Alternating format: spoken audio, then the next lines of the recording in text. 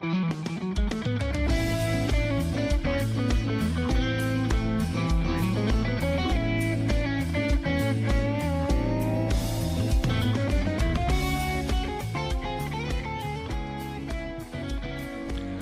Music Row in Nashville, Tennessee, this is Hope for the Caregiver, the nation's #1 show for the family caregiver. 65 million Americans right now serving as a family caregiver. How do you help them? What does it look like? It looks like this show. And how do we do it? Volume, that's the key. No, I'm just kidding. We don't do it with volume. But we do help. We equip those who are pushing the wheelchair, standing in the hospital room corner, taking care of a special needs child, back and forth to the hospital, back and forth to the nursing home, back and forth to everywhere. And we equip those folks to stay healthy and strong while they take care of someone who is not. Maybe that's you. Maybe you're thinking for the first time you've heard this show across the country, and you're thinking, are you kidding me? A show for caregivers? Really? Yeah, it is. This is it. And we are so glad that you're with us. We are on from Alaska to Jacksonville. We're literally across the country, and we are thrilled to have you with us. If you want to be on the show, it's very easy to do. It's not dangerous at all. It is 877-655-6755, 877-655-6755. And speaking of danger, here's the man who put the word care into precarious. He is. He's the Baron of the Board, the Sultan of the Sound, the Earl of Engineering. He is John Butler, the Count of Mighty Disco, everyone. Speaking of volume, that's pretty much all I do. I just make sure volume levels are fine. Volume. That's the key. Absolutely. Well, and precarious. I like it. Well, I haven't used that word before. Really? Surely you have. Don't call me Shirley. Don't call me Shirley. Come on now. I am Leslie Nielsen, one of my all-time favorites. National treasure. I model his hair. Oh, you do? Yeah. Him or Steve Martin one? Or Phil Donahue. Oh. But it's I'm really thrilled, John, to see you. Everything going all right in your life? Oh, absolutely, sir. Just fantastic. You look healthy, wealthy, and prosperous. I don't know about all that. Well, the glass is a little dim between here and say it's a little bit fogged up, and I've got that. What is the Barbra Streisand fogged glass? Get the Windex out. Yeah. Hey, we've got a lot to cover. Later on in the show, we'll be joined again by our regular visitor on this time with Tracy Maxfield, who is calling in from Canada. She is just a delight, always. A treasure for the show because she offers great advice for the family caregiver dealing with dementia. And she's a dementia care expert, and she'll be calling in a little bit later. She's our Canadian caregiver correspondent. And so classy. Canadian caregiver correspondent. And if you're watching on Facebook Live, it's very easy to do. We have folks that join us on that, and we film the show, and then we put it out on our YouTube channel. But all of those are Hope for the Caregiver. So Hope for the Caregiver on YouTube channel, Hope for the Caregiver is the podcast, Hope for the Caregiver is the Facebook page. Well, and one of the things that's good about being a caregiver, consistency. Well, that's what they tell me. Well, I went to I was speaking, and I want to give a shout out to all the folks at Cone Health over in Greensboro, North Carolina. I spoke there Friday morning to their first ever Parkinson's symposium. Okay. And they had a neuropsychologist went on before me and was talking about all the things that are important to do when you're dealing with Parkinson's and other different things, to be regimented, to be organized, to not have messy desks. Everything she said I was doing wrong. Oh, no. And I was like, well, shucks. But it's nice to have goals. Now, that's for the folks living with Parkinson's. The caregivers, we're going to look a little bit more spastic. And, we don't argue with results. No. And if you can regiment the life of the one you're caring for. Well, yeah. And I was writing, I've written an article that'll be coming out soon. And one of the things I said in this, I refer to myself as, and other caregivers, we're high-functioning multitaskers. Mm-hmm. And we are. But there's a point where multitasking really is an illusion because we're so fast at what we do, it makes us look like we're multitasking. But really, to be productive, we need to move away from multitasking and that tendency to do so and go with prioritizing rather than juggling. This is something I read earlier. And it speaks to the word that you were using, prioritize. when you're dealing with being a caregiver or anything in your life, if you can say things like, oh, I can't do that or whatever, let's try to rephrase that a little bit and say, well, it's not a priority right now, instead of I don't have time. Well, because you've got time for everything, but we need to prioritize our lives, and that can help you do And that's that. a hard thing to do when you're getting assaulted, which brings us to our regularly scheduled feature of our caregiver tip of the day. Our caregiver tip of the day brought to you by the folks at AARP of Tennessee, aarp.org/TN. They have enormous amount of resources for a caregiver. Please go take a look at it. I mean, you really will be astonished what you can have, and it's for free. You don't even have to be a member. No, you just go. Take advantage of it. Glean from that. Why reinvent the wheel? They've got it. So it's about keeping. Here's the caregiver tip of the day. God love you. The man who put the word care into precarious. Hey. Keep the main thing the main thing.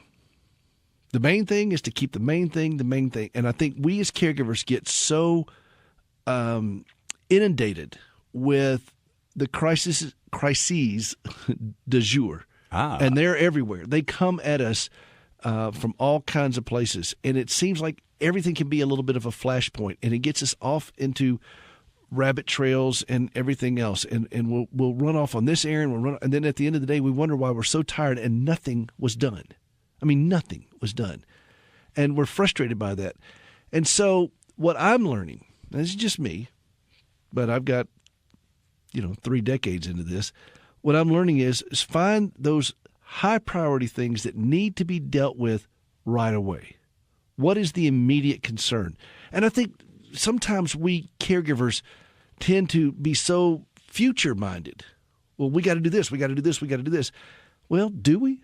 Do we got to do it right now? Is that the main thing? Sometimes the main thing is for you and me to just stop and just take a breath, and settle down for a minute and collect our thoughts, because what happens is we push ourselves with such adrenaline and with such energy on it that we truly wear ourselves and others out around us. Now, I don't know that that's ever going to stop. But I think we can work towards this. I think we can move towards this and start making some progress on it. But the main thing is to keep the main thing the main thing. So if I'm on the way to a doctor's office, for example, the main thing is to get to that doctor's office on time. Right there. That's my main thing right there. And I break it down to tasks that small sometimes. And I know that sounds a little elementary, and maybe it is. Occasionally we need to be reminded of these things, though. Well, you say often that whenever you're presented with a dilemma or a decision or something like that, you often ask yourself, how does this help me take care of my wife? My sister, she's going to be mad at me for saying this on the air. No.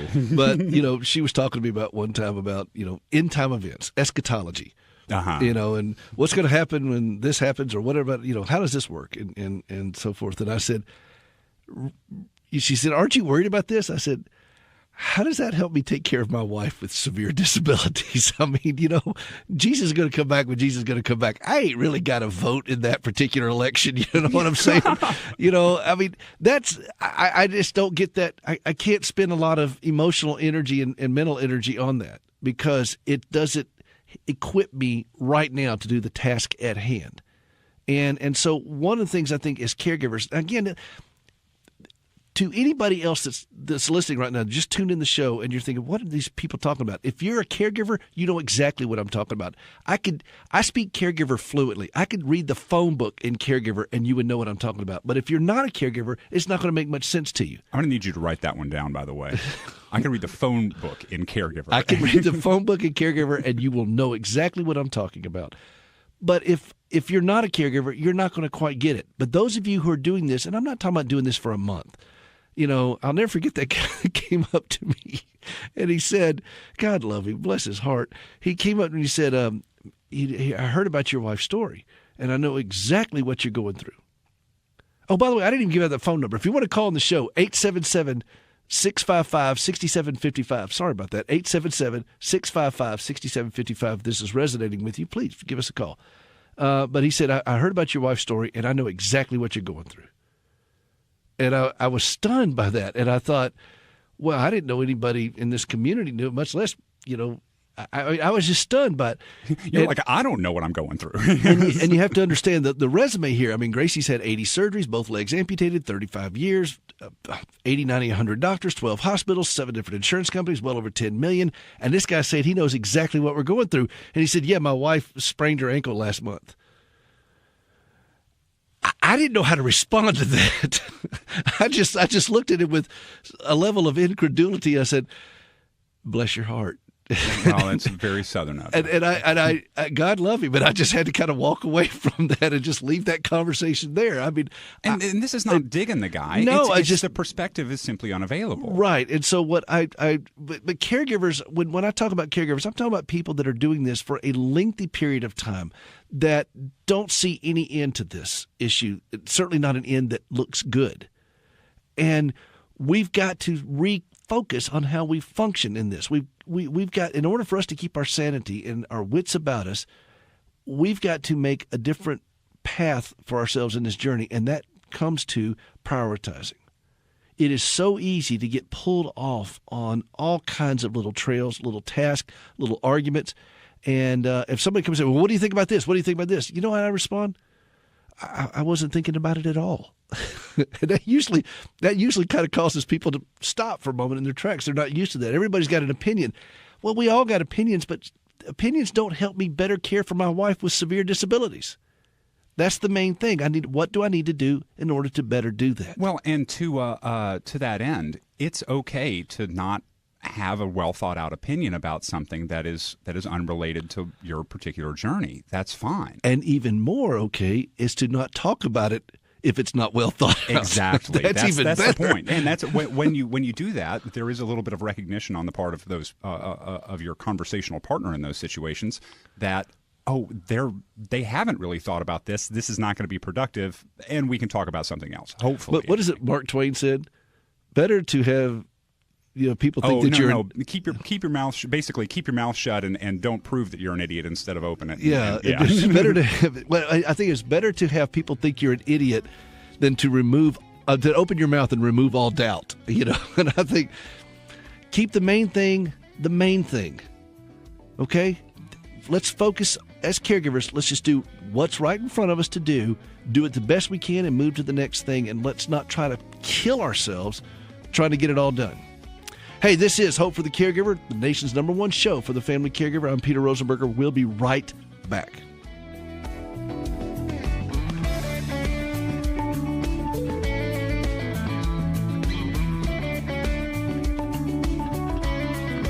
Here's some great news. If you missed the deadline to sign up for health insurance, or if you signed up for a plan you're not happy with, you still have a choice.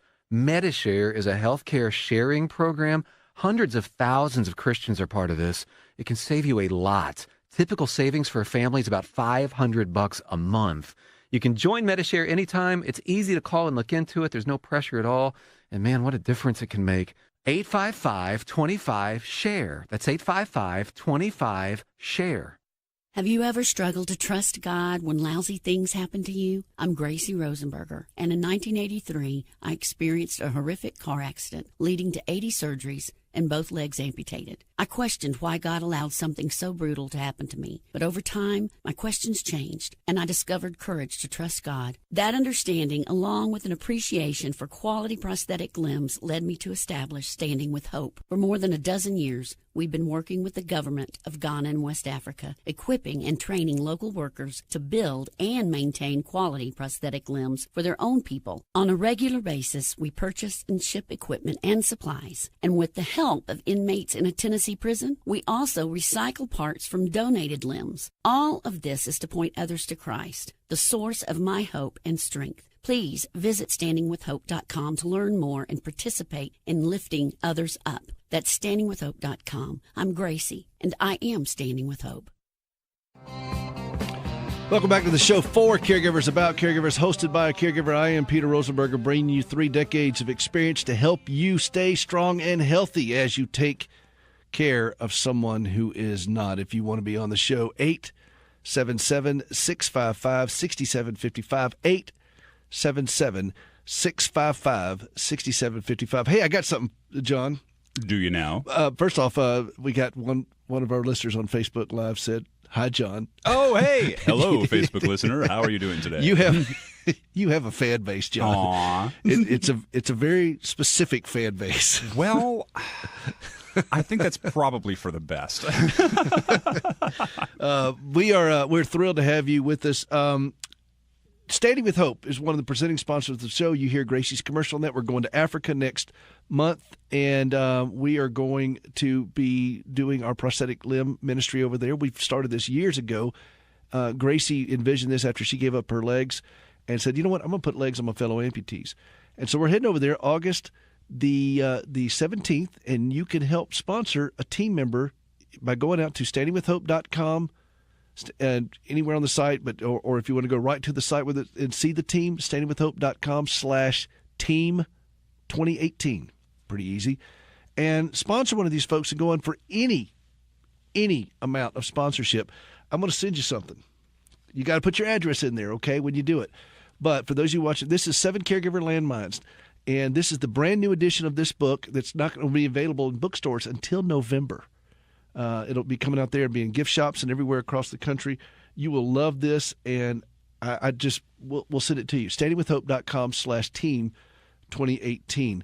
I want to get to the phone calls in just a minute, but I also want to quickly do the other feature that we have this time, and it is one of my favorites. It is today's Senior Moment. I don't need your rocking chair. Today's Senior Moment brought to you by our friends at Morning Point Senior Living and Memory Care Center, morningpoint.com, and that's point with an E. And this is very simple. I got this from my mother yesterday. She's been going through a lot of health stuff for these last several months, and she's doing great. She's going to be coming home in about 2 weeks. But I heard her say that this is what they tell her at the rehab center, and she's really doing great. Call before you fall. Call before you fall. Oh, nice. There were like 200,000 emergency room visits in Tennessee alone last year for falls. So call before you fall. Do not try to do certain things on your own. Call for help to do this, okay? Now, you may not always be able to be in that position, but if you just kind of use this as a general rule of your life, don't put yourself in precarious situations where you could fall. Precarious. See, John put the word care into precarious. We said that at the beginning of the show. If you didn't hear, if you're just now joining it, see, that's what we do here. That's why I have a radio show, because I can weave in a word all the way through the show. There you go. Well, and this is one of those things, if you even find yourself questioning, can I do this? Just make a call. Should I do this? Yeah. And so, anyway, so that's our today's Senior Moment. John, do I have time to squeeze in a call before the bottom of the hour? We got a pretty quick one. Yeah, absolutely. All right. In Virginia, this is Edison. Is that right? Yes. How do you do? Oh, how's it going? Yeah, I heard what you said a moment ago, but I don't beg to differ with you. I just I wanted to point out something. I took care of my mother for the last 3.5 years of her life. She had so many strokes, and she was just always you could never. It was one of the greatest. It was hard, but it was after it happened. Looking back, it's one of the greatest privileges I ever had taken care of her. But you said that sometimes people should just keep their mouth shut, like Mark Twain said. The Bible says that we should bear one another's burdens, share one, encourage. We don't all have to be like Job, sitting there putting somebody down, talking about something we don't know. But sometimes, it's just a matter of being an encourager. No, I don't know what some things feel like or whatever, but the book says we have not a high priest who is not touched with the feelings of our infirmities, yet without sin. Let us therefore come boldly into the throne of grace that we may obtain mercy to find grace to help the time of need. And I want to share that same grace and encouragement with somebody else. And through Jesus Christ, I can understand somebody's feeling and feel their pain. I don't have to literally be in that situation. So you want to pick at me or something? No, I don't want to pick it. I think, listen, if you could share grace and encouragement to somebody, you should always look for a way to share grace and encouragement. When you're sharing your opinion sometimes, then it becomes a judgment call of, do I really need to weigh in on this? Maybe sometimes I can, as Augustine said, the church father Augustine said, preach the gospel always, and if necessary, use words. And sometimes our actions speak a lot louder than our voices do it. And I think sometimes with me, I've found that I need to bite my tongue and learn to like the taste of blood before I just weigh in with my opinion. But sharing grace and encouragement is always a great thing to do. And Edison, by the way, how are you doing? Doing fine, sir. How about you? Well, I mean, I'm just precious. But you're not taking care of your mother anymore. No, my mother passed away. My mother died in 2014, but I took care of my mother from 2001. And I was working 10, 12 hours a day at a job, coming home, and I'd go to sleep, and I'd probably get into bed about 9:45 and wake up at 1:15. She had to have shots in the morning, and she had to have therapy in the afternoon. Then I had to go to work and work a whole hard job. It was all right. It was hard. And nobody knew what I was going through, but, you know. Well, we do, and I'm glad. The Bible does talk about sharing one another's burdens. They do indeed. But Edison, I'm up against a hard break here. I got to go to a commercial. I'm up against a hard break. Don't go away. Hang on. I'll keep you through the commercial, okay? Listen, this is Peter Rosenberger. This is Hope for the Caregiver. We'll be right back.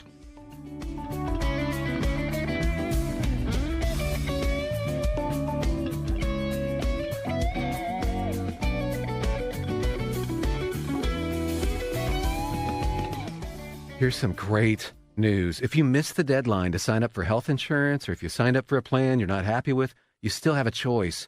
MediShare is a healthcare sharing program. Hundreds of thousands of Christians are part of this. It can save you a lot. Typical savings for a family is about $500 a month.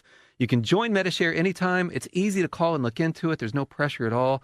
And man, what a difference it can make. 855-25-SHARE. That's 855-25-SHARE.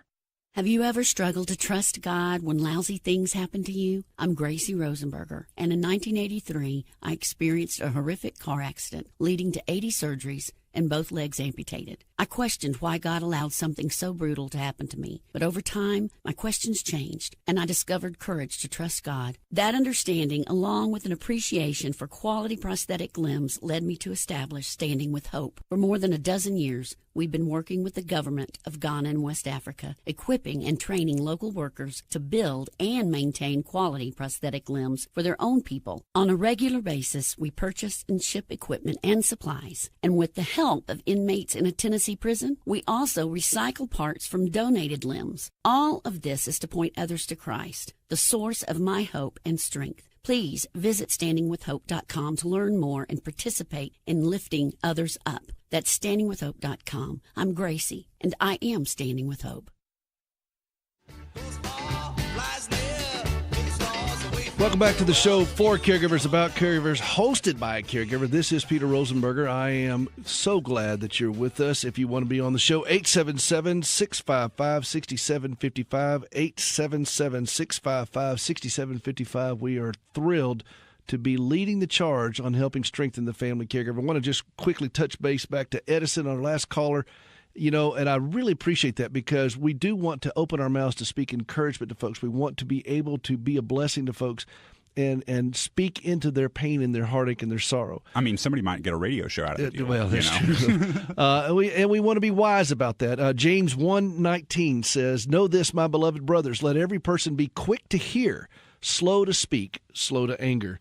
And that's the path that I think is a very good place. Proverbs 10:19, where words are many, transgression is not lacking, but whoever restrains his lips is prudent. And I love that script. And this is for me. This is what I've learned over the years, because I'm too quick to speak into stuff before I really have understood and listened. I've got 2 eyes, 2 ears, and 1 mouth, and I need to learn to use them accordingly so that I can use them wisely. All right, speaking of using wisely, guess what? We have our Canadian caregiver correspondent, our classy Canadian caregiver correspondent. That's what John has deemed you. And this is Tracy Maxfield. I think the universe did that. That's stretching it a bit, but.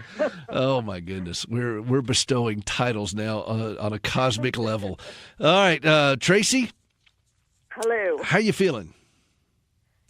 Very hot. It's about 37 degrees here, which is, I don't know, about 98 there. Yeah, I don't even know what that means. 37 degrees. 37 Celsius. So, yeah, in Fahrenheit, I'm thinking we're in the high 90s. You Canadians with your funky terms.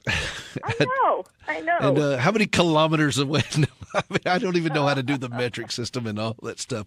But I'm glad you called. I got a topic here because I encountered this with someone not too long ago, and I wanted you to just take a few moments to address it. Tracy brings 35 plus years as a dementia care specialist nursing. She has done this. She understands the journey, and she provides us with valuable tips for those of you living with someone with dementia. Now, let me explain a little bit about dementia real quick.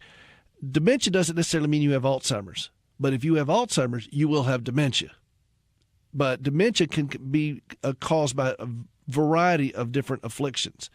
So we have a lot of folks out there dealing with these issues, and sometimes these things that Tracy provides also extend into other issues like autism and so forth, where you have impairments. And so this one today, Tracy, I wanted you to just take us on a little bit of a journey here on what to do when somebody who has dementia becomes really agitated. How do you talk them back down out of the tree? Okay, so I think the most important thing to remember is when anyone gets agitated, but especially for those people who are living with dementia, is it's an expression of an unmet need. So the anger or the agitation that you're seeing is because they are wanting something, but depending on what stage they are in the dementia, they may not actually be able to vocalize that to you or find the words. And so that's what becomes not only frustrating to the person living with dementia, but also to the caregiver. And so I think the first thing that the caregiver or anyone that may find themselves in this situation is they need to remain very calm themselves. Because if they start getting upset or frustrated or argue, that's only going to make the person worse because they're going to be reacting to what's happening. So remain very, very calm. And the first thing that you want to do with your loved one is to try and calm them. So you offer reassurance, a slight touch on the shoulder or on the arm. Depending on where you are, you've got to scan your environment. Immediately as you're seeing that, let's say your husband is becoming increasingly unsettled and agitated, you've got to look at the person, but also scan the environment. Is it too noisy? Is it too stimulating? Have the lights gone down and it's too dark so they can't make out faces? They're seeing shadows. So first thing you want to do is calm the environment. Turn off any distractions. Make sure that there's plenty of light so they can see you and see what's going on. And then you offer them a reassurance. How can I help you? You are safe. You obviously need something. So what is it that you need? They may try to tell you, and you obviously have to be very patient as you listen. But if they are unable to do that, then ask them to show you or ask them to point. Usually it's something that's very simple. It may be that they're hungry or they're thirsty or they want to use the washroom or maybe they have an incontinence issue and they need to be changed. They may be in pain. They may be constipated. There's so many things that you have to think. Are they feeling unwell? Did something just happen? Did somebody just come and visit or was outside or did they hear a siren? Something has triggered this and the person is now trying to make sense of all the stimuli that's just happened and they're trying to express that to the caregiver. So the caregiver needs to keep looking for cues. Maybe they can't find the washroom or the shoes are on the wrong feet. Sometimes it's something that's very simple, but you have to be really alert to kind of look for the cues. The most important thing is that you want to remove them to a calm place. So maybe take them into the dining room and sit down, or maybe take them to the kitchen, make them a nice cup of tea, put on some nice music, try and have a chat to distract them. And then try and figure out, okay, what is it? You can show them a cup of tea, a glass of water. They don't want that. Food. Kind of have a look. Okay, is their shirt buttoned up properly? Have they maybe unable to put their belt on? It could be just the simplest little things.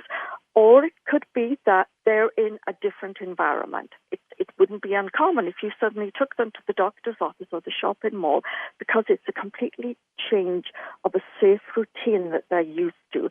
So I would say the first thing is remain calm, move the person to a calm environment, keep reassuring them, and then give them something to drink, make a cup of tea, maybe put on some soothing music. And if you still can't get to what it is that's really bothering them, then try a distraction. And so that may be playing cards, going outside for a walk. It may be the person has been home all day and is so bored that they actually want to go outside and look in the garden, or maybe just go for a short walk and get fresh air. And so it's the little things like that that they will then calm down. And as they start to relax and are calmer, you may then be able to try and get to the bottom of what it was that had just caused this little trigger. You know, these are just wonderful things, Tracy, that you're offering here, and I was writing them all down while you do it. You know, I do take notes, Tracy. I just wanted you to know. I know you do. John does it. But with this just bear trap of a mind, you know. Bear trap of a mind. Oh. Well, this is, I will say this. I bet Tracy makes a fantastic cup of tea, all right? And I just, you know, that's I'm a Brit. Yeah, there you go. Come on.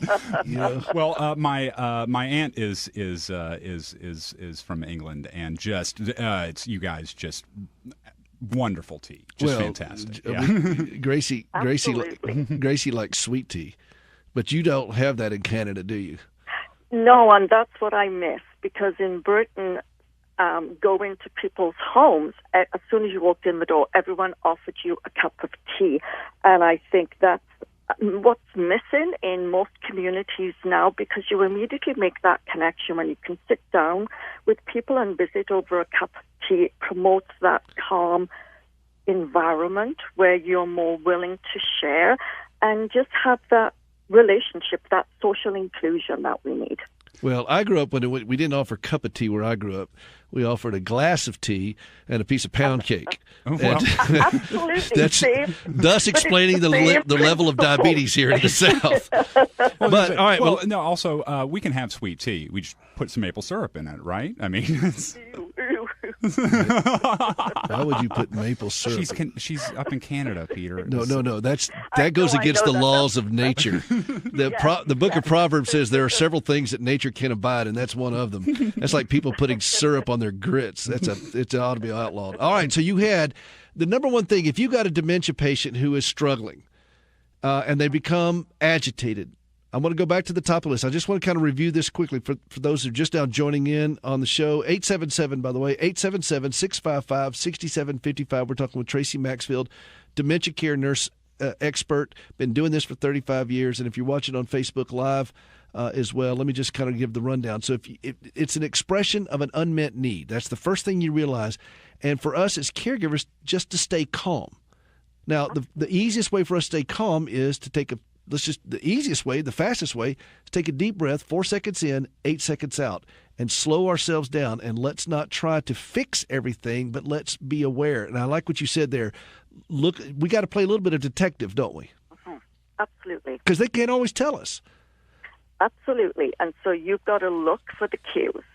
You've got to scan the person, and you scan your environment. I think that's probably the critical place. Scan the person, scan the environment. Look at everything from the shoes to the belt to the lights to the music. I remember I asked a lady whose son has autism, and I said, if you could say one thing to pastors around the country about churches and autism friendly, I said, what would it be? And she said, hands down, turn the music down, turn the lights down in the foyer. Just turn stuff down.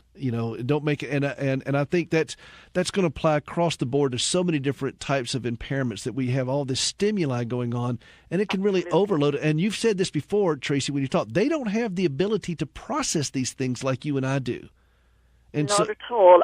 And that promotes their anxiety and confusion and their fear as their brain is trying to make sense of what's going on, what's all this. And so, yeah. So that agitation is really an expression of fear, isn't it? Oftentimes.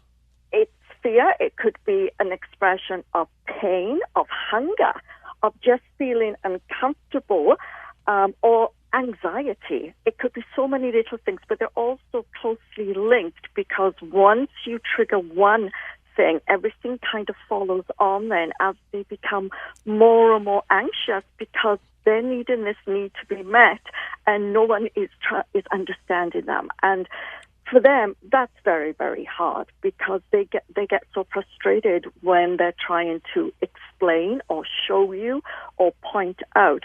And so that's why, as caregivers, you guys have to be Sherlock Holmes. You really, really do. And it's look at the person, look at your loved one, look at the environment, take your cues from that, calm the environment, reassure the person, and then either whatever it is that they need, you can take care of them. Things will settle. Otherwise, move them and redirect them until you can figure out what it is that's just been happening.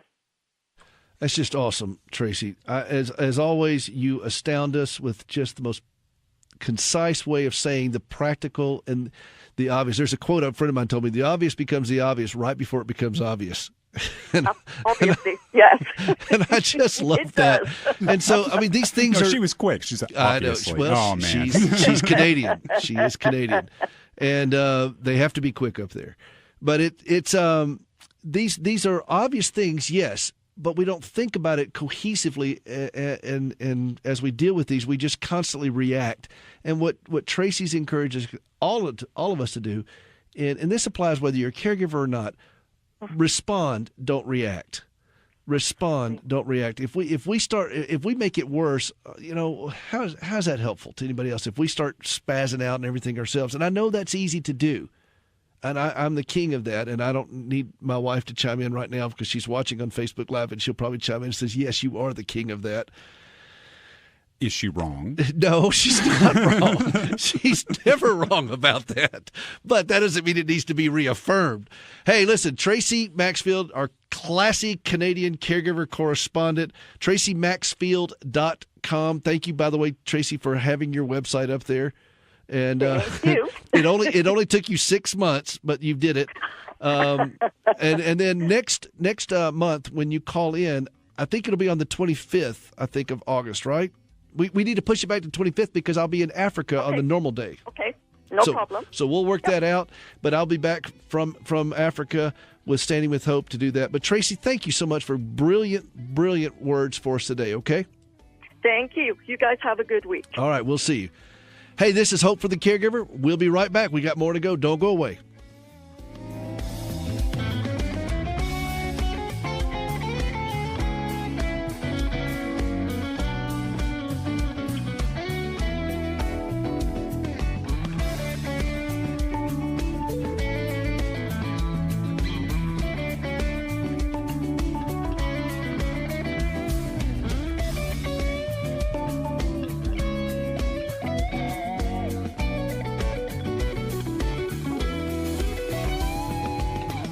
Here's some great news. If you missed the deadline to sign up for health insurance, or if you signed up for a plan you're not happy with, you still have a choice. MediShare is a healthcare sharing program. Hundreds of thousands of Christians are part of this. It can save you a lot. Typical savings for a family is about $500 a month. You can join MediShare anytime. It's easy to call and look into it. There's no pressure at all. And man, what a difference it can make. 855-25-SHARE. That's 855-25-SHARE. Have you ever struggled to trust God when lousy things happen to you? I'm Gracie Rosenberger, and in 1983, I experienced a horrific car accident leading to 80 surgeries and both legs amputated. I questioned why God allowed something so brutal to happen to me. But over time, my questions changed, and I discovered courage to trust God. That understanding, along with an appreciation for quality prosthetic limbs, led me to establish Standing with Hope. For more than a dozen years, we've been working with the government of Ghana and West Africa, equipping and training local workers to build and maintain quality prosthetic limbs for their own people. On a regular basis, we purchase and ship equipment and supplies. And with the help of inmates in a Tennessee prison, we also recycle parts from donated limbs. All of this is to point others to Christ, the source of my hope and strength. Please visit standingwithhope.com to learn more and participate in lifting others up. That's standingwithhope.com. I'm Gracie, and I am Standing with Hope. Touchdown brings me round again to find I'm not the man they think I am at home. Oh, no, no, no. I'm a rocket man. Welcome back to the show for Caregivers About Caregivers, hosted by a caregiver. I can't think of that song. I'm thinking of Kim Jong-un. I'm sorry, John. Man, I wasn't trying to be timely about it. All right. Believe me, Rocket Man. Believe me. What's with the haircut? Mr. President, I was going to ask you the same thing, man. Oh, by the way, you mentioned, so to bring it back, we always do this in the last segment anyway, is we talk about the things that we do a little bit of a recap. And the thing that you talked about for today's senior moment was keep the main thing the main thing. And I thought you were trying to tell me to get another haircut. No, I would never dream of that. Thank you, John. I don't have the zoning or clearance for that sort of command. Above your pay grade. Yeah, way above. Hey, this is Hope for the Caregiver, the nation's #1 show for the family caregiver. We're glad you're with us. 877-655-6755 if you want to be on the show. We did talk. Let me go through the list here today of what we talked about, because if those of you just now joining us, and if you're watching on Facebook Live, we love having that as well. It's Hope for the Caregiver on Facebook Live. Our Twitter is Hope, the number 4 Caregiver. YouTube channel, Hope for the Caregiver. Podcast is free, Hope for the Caregiver. I kind of went with the theme there. Well, consistency or unoriginality. We can't let's go. Let's claim consistency. Let's land on unoriginality. Okay. All right. So, in our caregiver tip of the day that was earlier today, we talked about. What did we talk about, John? It's been such a long We hour. talked about prioritizing. Yes, we did. We talked about keeping the main thing the main thing. That's the main thing. It's so easy to become distracted. And as I just amply demonstrated, it's so easy to become distracted. And I get that. And you're not going to get this perfect. Please don't put that kind of pressure on yourself, and please don't expect that from me, because I'm not on some type of mountaintop dispensing sage-like wisdom as if I own this. I'm speaking to myself in this so that I will be reminded, because I have caregiver amnesia, and I will forget everything that I learned and have to relearn it again. But that's the whole point. We're growing. It's not a one-and-done issue. That's dealing with insurance companies. That's the part about caregiving that's like learning how to give an injection or learning how to deal with a doctor. So that's a one-and-done issue. Once you got it, you got it. But these other issues, they have to be reaffirmed on a regular basis. And then we had our today's senior moment: call before you fall. Just call for help, okay? Don't try to think through that. And then Tracy Maxfield's part, you just heard that. It was just phenomenal about how to help people with dementia who are getting agitated. You have to be a little bit of a detective. You have to look at your environment, scan your loved one, scan the environment. And so those are the things today. That's what we do at this show, is we're bringing you a lot of practical help. And I need your help on something. Next month, as you've been hearing through, I'm going over to Ghana with a team of 6. Gracie is going to go back with us for the first time in 8 years. Her health deteriorated horribly after her last trip. It had nothing to do with the trip. It's just she just went through a lot of issues, and we didn't know she was going to live, much less be able to go back to Ghana. But she's going back with us, and as well as some other wonderful people. I'd like for you to go out and take a look at them at standingwithhope.com/team2018 and see how you can participate in this. We collect used prosthetic limbs from all over the country. They go to a local prison run by Core Civic here in Middle Tennessee, and inmates volunteer to disassemble these for us so we can recycle all the parts that can be recycled. knees, feet, pylon, adapters, screws, connectors, all that kind of stuff can be recycled. And then we'll purchase more items and take all of that, ship all of it over to West Africa, where we teach and equip local workers on how to build quality prosthetic limbs for their own people. And we do all this to share the gospel. It's a unique ministry. Gracie is the only double amputee woman in the world doing this. And it's an extraordinary journey, and we're looking forward to be a part of this. And we would love for you to help. And if you do, I tell you what, I'll do this. I've got this, 7 Caregiver Landmines. It will not be available in bookstores. It's the new edition of this that will be available in November. I'll send you one now for whatever you want to do to sponsor this team. But we need your help to go over there, and let's give the gift that keeps on walking. It's a great gift. Hey, there will be more available later on. We'll put the podcast out. Hope for the Caregiver. You'll have all this available to you. And thank you. Thanks for listening to the show. Thanks for being a part of what we do. And we'll see you next week. This is Peter Rosenberger. This is Hope for the Caregiver. Today's a great day to start being healthy, because healthy caregivers make better caregivers. We'll see you next week.